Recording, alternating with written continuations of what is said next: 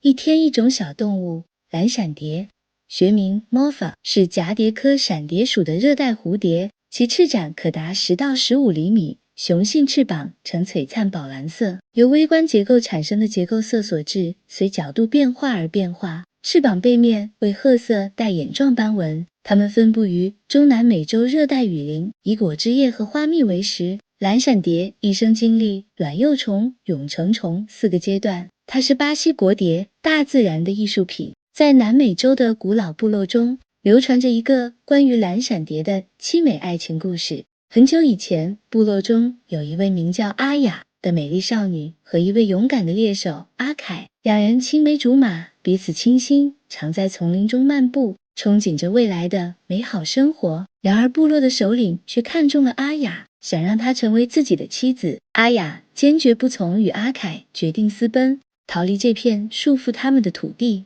在一个月光皎洁的夜晚，他们带着简单的行囊，悄悄走进了神秘的热带雨林。为了躲避追兵，他们日夜兼程，在丛林深处艰难前行。阿凯凭借着出色的狩猎技，能为两人寻找食物。阿雅则细心照料着阿凯的伤口，在艰苦的环境中，他们的感情愈发深厚。不幸的是，在穿越一片沼泽时，阿雅不小心陷入泥潭，阿凯毫不犹豫地伸手去拉她，却因用力过猛，两人一同坠入泥潭。在生命的最后时刻，阿雅和阿凯紧紧相拥，他们的泪水融入泥潭，心中满是对彼此的不舍与眷恋。奇迹发生了，当清晨的第一缕阳光洒在这片沼泽时，两只蓝色的蝴蝶从泥潭中缓缓升起，它们翅膀闪烁着如宝石般的光芒，相互缠绕，翩翩起舞。部落的人们相信，这两只蓝闪蝶就是阿雅和阿凯的化身。